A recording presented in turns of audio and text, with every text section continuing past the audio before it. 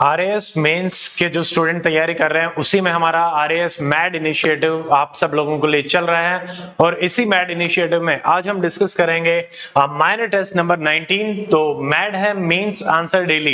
इसमें 100 टेस्ट हम कंडक्ट करा रहे हैं जिसमें डेली स्टूडेंट अपने क्वेश्चन आंसर लिख रहे हैं। डेली 30 मिनट्स का ये इनिशिएटिव रहता है जिसमें हफ्ते के 6 दिन आपके 2, 5, 10 marker then again 2, 5, 10 marker question आपको दिए जाते हैं। जैसे कि टेस्ट नंबर 1 और टेस्ट नंबर 4 इस तरीके से जो आपके रहेंगे और टेस्ट नंबर 7 वो 2 मार्कर रहेंगे और अल्टरनेटिवली हर 2 टेस्ट के बाद आपको जैसे 5 मार्कर मिलेंगे। टेस्ट नंबर 2 है, 5 है, 8 है या फिर 3, 6, 9 है वो 10 मार्कर मिलेंगे। तो आज हमारा टेस्ट नंबर 19 और ये रहेगा आपका 2 मार्कर। 2 मार्कर 15 क्वेश्चन हम डिस्कस करेंगे जिसमें साइंस एंड टेक रहेगा और एथिक्स के क्वेश्चन रहेंगे। और इसमें जो स्टूडेंट ये सारे टेस्ट जो हैं वो फ्री रहेंगे सारे स्टूडेंट्स के लिए। टेस्ट का डिस्कशन भी फ्री रहेगा both Hindi and English medium. अगर आप पेड अपने मान लीजिए ये जो टेस्ट है ये लिख के आप चेक करवाना चाहते हैं विद इन 1 डे आपको चेक कॉपी मिलेगी और उसके लिए आपको आरएएस मैथ प्रोग्राम ज्वाइन करना पड़ेगा। वो आप doctor Amit academy application download करके ज्वाइन कर सकते हैं। So let us start the discussion of the test. देखिए सबसे पहला जो क्वेश्चन है इसमें discuss in brief the principle and the working of the MRI और इसको मतलब क्यों सेफ कंसीडर किया जाता है देन एक्सरे टोमोग्राफी। काफी इंपॉर्टेंट क्वेश्चन है, डायरेक्टली एग्जाम में आ भी सकता है। देखिए सबसे पहले तो हमें प्रिंसिपल बताना है। अब आप इसको प्रिंसिपल और वर्किंग बताएंगे एंड सेकंड पार्ट एक एक नंबर के क्वेश्चन रहेंगे 2 मार्कर में है। तो एमआरआई क्या होता है? Magnetic resonance imaging. ये किस पे बेस्ड होता है? न्यूक्लियर मैग्नेटिक रेजोनेंस पे। इसमें होता क्या है कि जैसे मैग्नेटिक फील्ड आपका बनाया जाता है तो जो हाइड्रोजन प्रोटॉन है वो इस फील्ड से अलाइन हो जाते हैं और जैसे ही इसको स्विच ऑफ किया जाएगा तो वो पार्टिकल दोबारा से अपनी पोजीशन पे आएंगे और उसी को कैप्चर किया जाता है एमआरआई की फॉर्म में, अलग अलग कलर्ड इमेजेस की फॉर्म में। अब ये सेफ क्यों है? देखिए जब एक्सरे हम यूज करते हैं, एक्सरे आयनाइजिंग रेडिएशन होता है और उसका नेगेटिव इंपैक्ट भी होता है। रेडिएशंस का म्यूटेशन तक एक्सरे आपका कर सकती है और इसलिए इसको सेफ नहीं माना जाता। इवन स्पेशली अगर बच्चे हैं, वुमेन हैं, उनके लिए सेफ नहीं रहता और इसमें अपना ये रहेगा। ठीक है, तो ये नॉन आयनाइजिंग रेडिएशन है और स्पेशली सॉफ्ट टिश्यू कि अगर हम बात करें तो उसके लिए हमारा काफी अच्छा रहता है और सिटी स्कैन वगैरह जो रहते हैं आपके वो बोन्स के लिए अच्छे रहते हैं, उसका अच्छा डिटेक्शन यहाँ पे रहेगा। तो 2 मार्कर में इतना आपके लिए काफी रहेगा। क्वेश्चन नंबर 2 देखिए ये बात कर रहा है केपलर्स लॉ की। Right Kepler second law of the planetary motion on which conservation principal it is based. तो यहाँ पे डायरेक्टली सवाल पूछा गया है। जैसे आपके न्यूटन के लॉ हैं 1, 2, 3 वो भी आपसे पूछे जा सकते हैं, उनके एग्जांपल्स भी आपसे पूछे जा सकते हैं। जनरल साइंस में ये आपके बनते हैं क्वेश्चन। देखिए सबसे पहले केपलर ने जो लॉ दिया था उसमें ये कहा था, हम डायग्राम देख लेते हैं। ये डायग्राम भी आप अपने आंसर में बना के आ सकते हैं। जैसे ये प्लैनेटरी मोशन है, ये आपका सन है, तो डिस्टेंस और एरिया की अगर हम बात करें, मान लीजिए ये डिस्टेंस ट्रेवल है। अगर हम टाइम की बात करते हैं, ठीक है, तो जो एक जगह से दूसरे जगह पे जाने में जो टाइम लगता है तो एरिया आप हमेशा यूनिफॉर्म ट्रैवल करेंगे टाइम के हिसाब से, तो आपका जो डिस्टेंस है वो उसी हिसाब से बढ़ और घट जाता है। यानी मैं अगर यहां से यहां गया एक एक्स अमाउंट ऑफ टाइम में और एक यहां से यहां जाऊंगा एक्स अमाउंट ऑफ टाइम में, तो ये एरिया हमेशा बराबर रहेगा। यहाँ पे आपको लगेगा आपने थोड़ा सा डिस्टेंस ट्रेवल किया क्योंकि आप दूर बहुत थे, बट आपने एरिया उतना ही कवर किया। यहाँ पे आपने डिस्टेंस ज्यादा ट्रेवल किया, यहाँ पे आप फास्ट ट्रेवल करेंगे। तो यानी सन के पास में जब कोई प्लैनेट होता है वो फास्ट ट्रेवल करता है और जब दूर होता है तो वो स्लो ट्रेवल करता है। जैसे कि अर्थ की अगर हम बात करें तो पेरिहेलियन, पेरी मतलब पास पर, तो पेरिहेलियन में सन जो है जनवरी में जो रहती है वो फास्ट रहेगी, स्पीड बढ़ जाती है, जबकि एपीहेलियन जुलाई में जो आता है उसमें हमारी स्पीड जो है वो डिक्रीज हो जाती है। ठीक है, तो इसमें ये कहता है कि प्लैनेट जो एरिया आपका रहेगा वो इक्वल रहता है इन इक्वल टाइम इंटरवल जब वो सन के चारों तरफ घूमेगा। ठीक है, तो एरिया के हिसाब से हमें देखना है और इसके पीछे रीजन क्या होता है? Conservation of angular momentum. देखिए जैसे कंजर्वेशन ऑफ मोमेंटम की भी हम बात करें तो जब भी किसी भी सिस्टम पे कोई एक्सटर्नल फोर्स नहीं लगता तो हम मानते हैं कि उसका मोमेंटम जो है वो कंजर्व रहेगा। मान लीजिए कोलिजन की जब हम बात करते हैं तो उसमें भी यही रहता है, एंगुलर मोमेंटम में भी ऐसा ही माना जाता है। तो ओवरऑल जो सिस्टम का मोमेंटम है वो भी कंजर्व रहता है इसी प्रिंसिपल पे बेस होके। इसकी काफी एस्ट्रोनॉमिकल काफी एप्लीकेशन रहती है, स्पीड वगैरह कैलकुलेट करने के भी काम आएगा और अगर मान लो हमें कोई सैटेलाइट भेजना है तो उसकी भी पोजीशन और वो सब देखने के लिए काम आएगा। Now coming to the third question, यहाँ पे आपसे पूछ रहा है कि आप difference between nuclear fission and fusion. तो यहाँ पे डायरेक्टली आप टेबुलर फॉर्मेट में बनाएंगे तो ज्यादा आपके मार्क्स जो हैं वो मिलने के चांसेस रहेंगे। 2 मार्कर है, 4 आप मिनिमम डिफरेंस बताएं, कम से कम 4 तो बताने ही है। देखिए सबसे पहले डेफिनेशन बताएंगे। न्यूक्लियर फिजन मतलब होता है स्प्लिट होना, तो यहाँ पे एक एटम 2 एटम में स्प्लिट होता है। फ्यूजन का मतलब होता है कंबाइन होना। तो ये होगी डेफिनेशन। एनर्जी अगर रिलीज की बात करें, जैसा कि न्यूक्लियर फिजन रिएक्टर हमारे होते हैं तो उसमें एनर्जी ठीक ठाक रिलीज होती है, बट अगर ऑन द अदर हैंड हम फ्यूजन की बात करते हैं, सन है, तो उसमें एनर्जी ज्यादा रिलीज होती है, एक्सटेंसिव अमाउंट ऑफ एनर्जी। अगर आप एनर्जी के कंट्रोल की भी बात करेंगे तो फ्यूजन में कंट्रोल करना इजी है, फ्यूजन में कंट्रोल करना बहुत ही ज्यादा डिफिकल्ट होता है, और इसीलिए हम अभी तक फ्यूजन रिएक्टर बना ही रहे हैं, कोई भी देश जो है वो प्रॉपर्ली बना नहीं पाया है। अगर उसके अलावा फ्यूल की बात करते हैं, यूरेनियम, प्लूटोनियम, ये इसकी फ्यूल रहेंगे। यूरेनियम 235 आपको ध्यान रखना है, एंड प्लूटोनियम 239 आपको ध्यान में रखना है। यहाँ पे हाइड्रोजन के जो आइसोटॉप्स हैं, ड्यूटेरियम, ट्रिटियम, ये यहाँ पे आते हैं। बाय प्रोडक्ट फिजन में आपने सुना होगा रेडियो एक्टिव वेस्ट जो है वो निकलता है, इसलिए इसके डिस्पोजेबल के भी काफी इश्यूज रहते हैं न्यूक्लियर वेस्ट के। यहाँ पे मिनिमल वेस्ट रहता है, उतना नहीं रहता। अकरेंस अगर हम देखें तो आपका नेचुरली भी मिलते हैं और आर्टिफिशियल हम न्यूक्लियर रिएक्टर और बॉम्ब्स भी बनाते हैं, जबकि फ्यूजन अभी मोस्टली नेचुरल ही मिल रहा है, बट आर्टिफिशियल भी हम बना रहे हैं। आप कमेंट में बता सकते हैं कि उस आर्टिफिशियल जो सन है उसका नाम हमने क्या रखा है, टी से वो नाम जो है वो शुरू होता है। Next if you see control, जो कि मैं आपको बता चुका हूं, ये इस हिसाब से आप टेबल बनाएं तो आपका अच्छा रहेगा। अकेडमी के बारे में थोड़ा सा बता देते हैं। डॉक्टर मित IAS PCS अकेडमी, हेडक्वार्टर मेजबान चौक, चरखी दादरी, हरियाणा। फोन नंबर आपको दिख ही रहा है, और अभी आप डॉक्टर मित अकेडमी RAS चैनल जो है वो देख रहे हैं। HCS में हमारे साथ जुड़ के पिछले 3 साल में 108 स्टूडेंट सिलेक्शन ले चुके हैं, और अभी हम RAS वाले स्टूडेंट्स को राजस्थान एंड GPSC में अपनी सर्विसेज को एक्सटेंड कर रहे हैं। देखिए नेक्स्ट, देखिए question number 4, explain the role of calcium carbide CaC2 in artificial ripening of the fruits. तो आपको पता है राइपनिंग में इथाइलिन गैस, एसिटाइलिन गैस जो है वो रिलीज होती है, यूज होती है। तो अब इसमें देखो CaC2 जो है, अब CaC2 आपका रिएक्ट करता है मॉइस्चर वाटर के साथ, और क्या बनाएगा, C2H2। ये क्या है, एसिटाइलिन, और यही मिमिक किसको करती है, इथाइलिन को। और इथाइलिन जो गैस है वो नेचुरल राइपनिंग में काम आती है, मैंगो, बनाना एंड व्हाटएवर, ठीक है। बट पॉइंट ये है कि यहाँ पे इसके हेल्थ हजार्ड आपके पाए जाते हैं, इसलिए काफी कंट्रीज में ये बैन है, क्योंकि इसमें arsenic, phosphorus as an impurity आपका पाया जाता है, इसलिए हेल्थ रिस्क काफी होता है।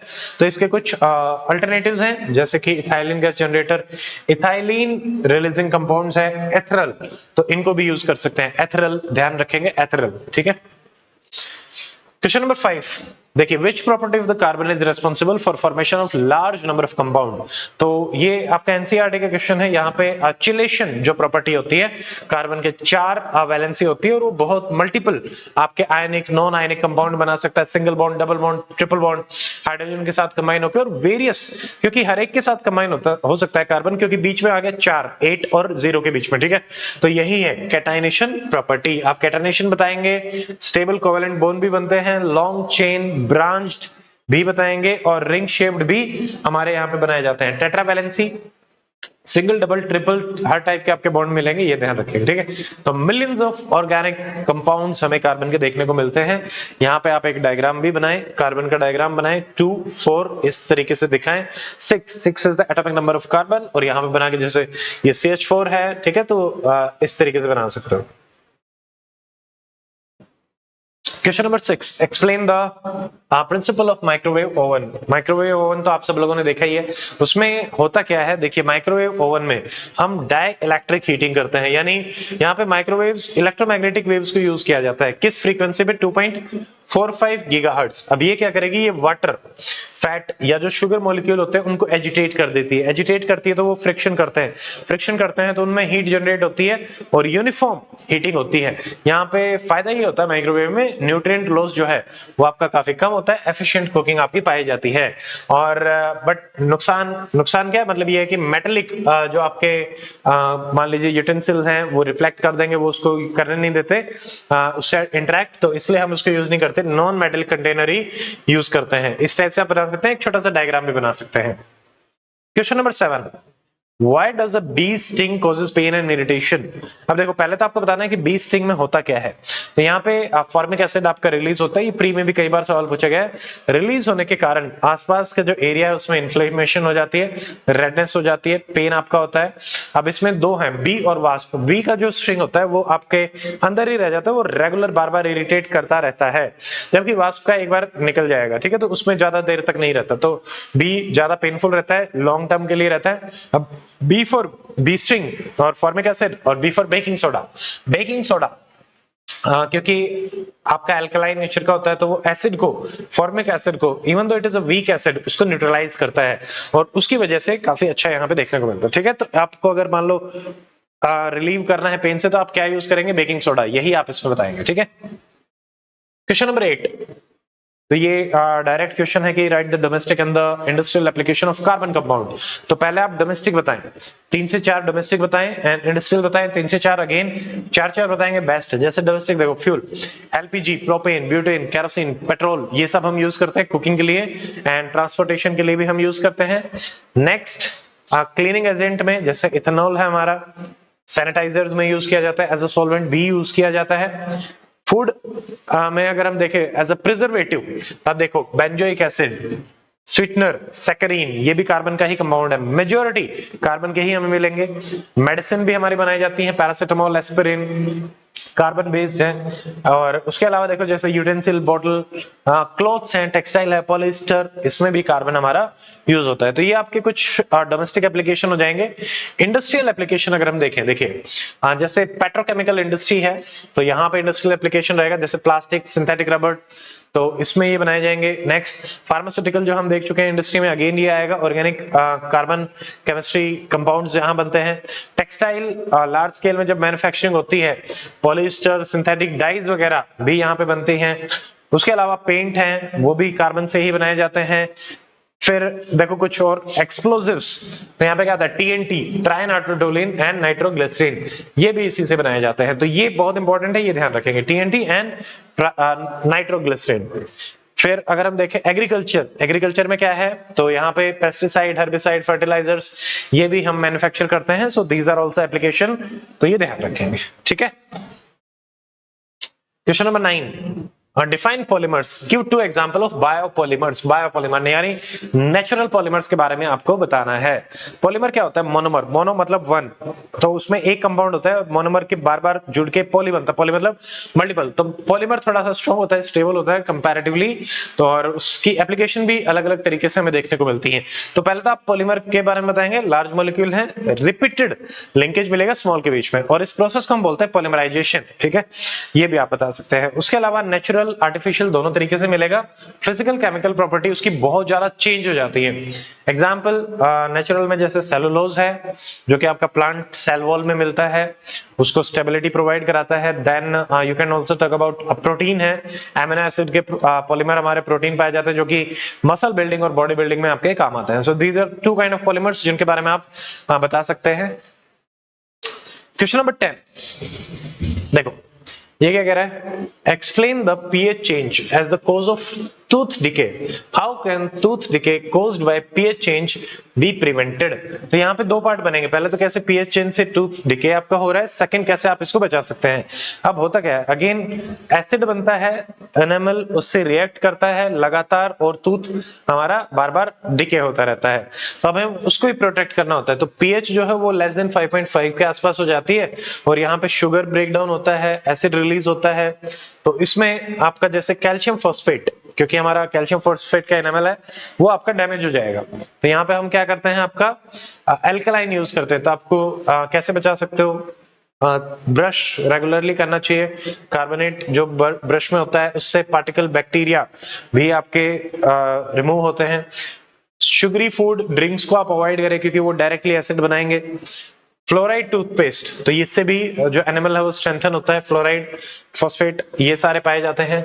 फिर जब भी आप खाना खाएं, मुंह को धोएं, मतलब रिंस करें, माउथ वॉश भी कर सकते हो।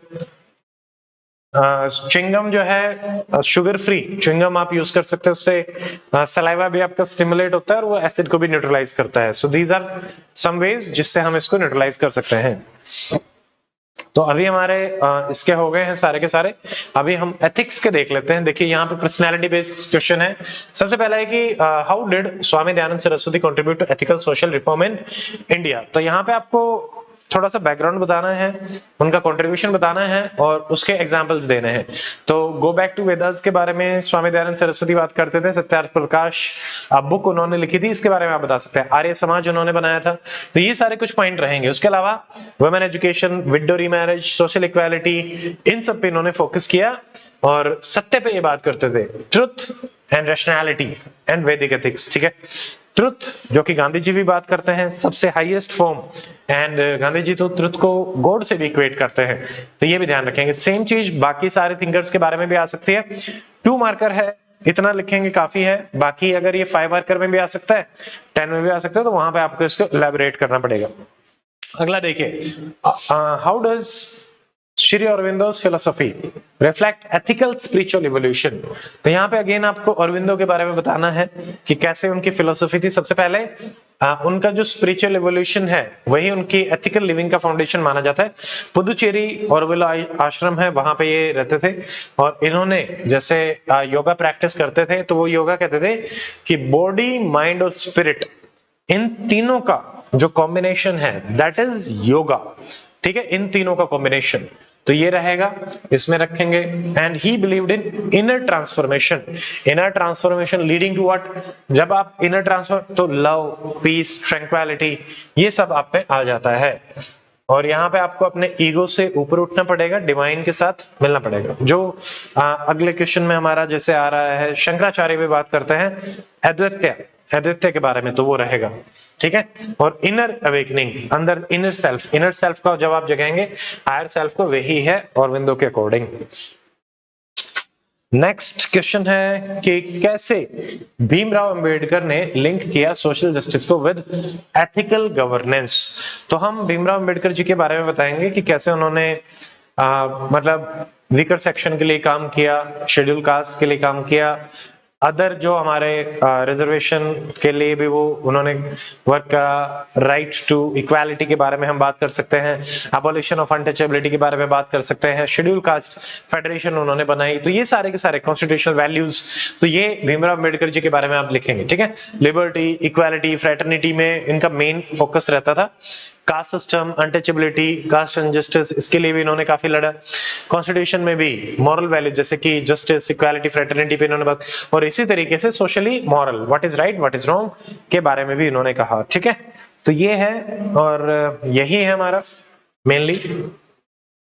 नेक्स्ट देखिए, what moral values can be drawn from आदि शंकराचार्यस अद्वैत फिलोसफी। एसआरएम क्या है? शंकराचार्य, रामानुजा, माधवाचार्य। अद्वैत विशिष्ट, द्वैत और द्वैत फिलोसफी। ठीक है, 1 डेड एंड 2 हम सब एक हैं।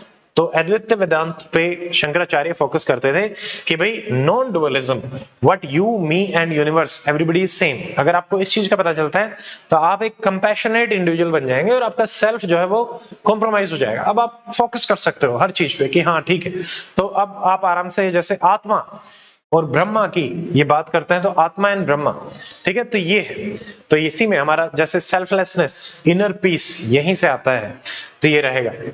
ठीक है, तो उनकी फिलोसफी जो है वैसे डिस्करेज भी करती है मटेरियल अटैचमेंट को, एंड वो कहते हैं कि डिटैचमेंट, जैसे गीता में कहा गया है कि हमें अलग रह के ही काम करना चाहिए। ठीक है, तो ये डिटैचमेंट पे फोकस करते हैं, ट्रुथ एंड मॉरल डिसिप्लिन पे फोकस करते हैं। ठीक है, बाकी सब जैसे कि उन्होंने रैशनैलिटी पे फोकस किया कि आपको सोचना चाहिए, और स्पिरिचुअल इनसाइट कि भाई इसकी प्रैक्टिकल एप्लीकेशंस क्या हैं कि आप अपनी लाइफ में और ज्यादा पीसफुल हो जाएंगे, रैशनल हो जाएंगे, अच्छे से सोच पाएंगे, डिसीजन मेकिंग आपकी काफी बेटर हो जाएगी। ठीक है, और आप सेल्फ आपका काफी इवॉल्व हो जाएगा, equal to universe. Last question of this test, how did Basavanna's promote ethical living and social equality. अब देखिए, पहले आप भसवाना के बारे में बता सकते हैं। 12th सेंचुरी पोएट होते थे, लिंगायत इन्होंने स्टार्ट किया। आम पे लिंग पहनते थे, जो आमलेट होता है वो पहनते थे, ताबीज। और उसके अलावा ये मानते थे कि जब आदमी मर जाता है तो वो शिव जी के साथ यूनाइट होता है, तो वो इसी तरीके से विदा करते थे किसी को। और इसीलिए जब आप शिव जी के साथ सब लोग यूनाइट हो गए तो आप इक्वालिटी पे बात करते हो, जस्टिस पे बात करते हो, आपके लिए कोई भी अलग नहीं है, ठीक है। तो ये है, तो इन्होंने लिंगायत मूवमेंट ही रखा था, वर्शिप ऑनेस्टी कंपैशन पे। कास्ट हायरार्की को इन्होंने रिजेक्ट किया, जेंडर सोशल इक्वालिटी पे बातें करी। तो किसी भी टाइप का डिस्क्रिमिनेशन, जैसा कि हमारे आर्टिकल 14 में भी कहा गया है, कास्ट, सेक्स, रेस, रिलीजन, तो वो नहीं करना। उसके अलावा जैसे इनके पोएटिक जो टीचिंग होती थी, उनको वचन बोला जाता था, वचन। तो वचन काफी सिंपल लैंग्वेज में होते थे, तो वो काफी लोगों को अट्रैक्ट भी किया उन्होंने, ठीक है, जो कम से कम नहीं पढ़ पाते थे। ट्रुथफुल, नॉन वायलेंस, डिवोशन, यही भक्ति मूवमेंट में भी है, यही बुद्धिज्म में भी है, यही जैनिज्म में भी है। ओके, तो ये है। उसके अलावा जैसे ही एडवोकेटेड कायक एंड दशोहा। तो दशोहा क्या होता है? दशोहा आपको अपनी वेल्थ में कुछ शेयर करना पड़ता है, या आप दान बोल सकते हो, दान वाली टाइप की भी रहती है। और उसके अलावा जैसे कायक, कायक कायक क्या होता है? Dignity of labour.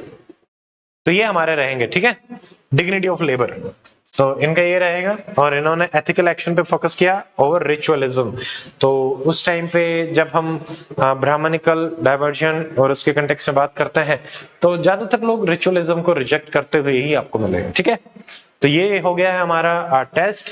उसके अलावा अगर आप RAS मेंस 24-25 टेस्ट सीरीज में एनरोल करना चाहते हैं, 100 टेस्ट, 23 मेजर टेस्ट हैं, 77 माइनर हैं, you can scan here and register. So आज के इस टेस्ट डिस्कशन में इतना ही। मिलते हैं टेस्ट नंबर 20 में। टिल देन अपनी पढ़ाई अच्छे से करते रहें और स्वस्थ रहें। Take care of yourself. See you in the next video. Till then stay fit, stay healthy, goodbye, जय हिंद।